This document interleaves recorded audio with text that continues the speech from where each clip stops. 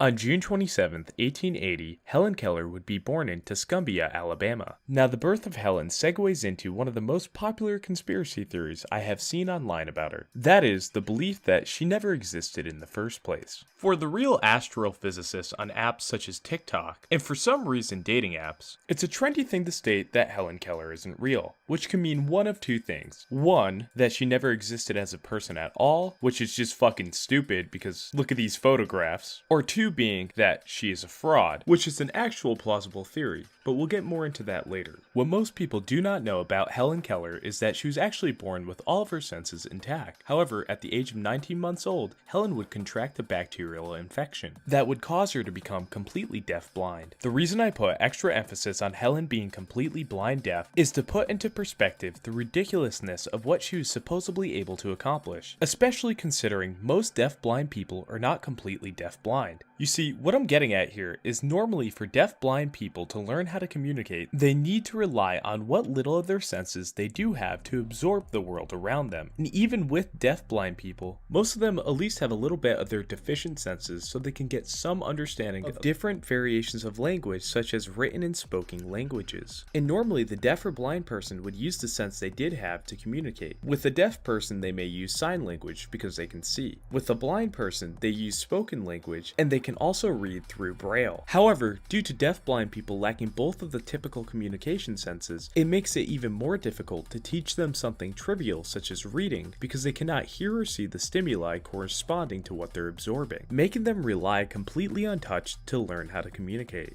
Nevertheless, not a single deaf-blind person under the same exact circumstances of being deaf and blind before the age of 2 has been able to replicate anything close to what Helen has, even with our advancement of technology. In the words of the American Foundation for the Blind, having total deaf-blindness caused Helen to be wild and unruly. Man, it's almost like they're comparing a mentally retarded child to a zoo animal in this, but I digress. Anyways, her condition would cause behavioral issues such as screaming and tantrums because she had no idea what was going on in the world around her. At the age of 6, due to the Keller status as an affluent family, the Kellers would have Helen get examined by a family friend who, ironically enough, was the creator of the telephone, Alexander Graham Bell, and Bell would suggest a teacher for Helen by the name of Anne Sullivan from the Perkins School of the Blind. Sullivan would be tasked with the job of teaching Helen how to communicate with the world around her, and on paper there would be no better teacher for this job than Anne, because just like Helen, at the age of 5, Anne would develop partial blindness, and because of this, she'd dedicate her life to working with the blind. Due to Helen not only being blind, but also deaf, the normal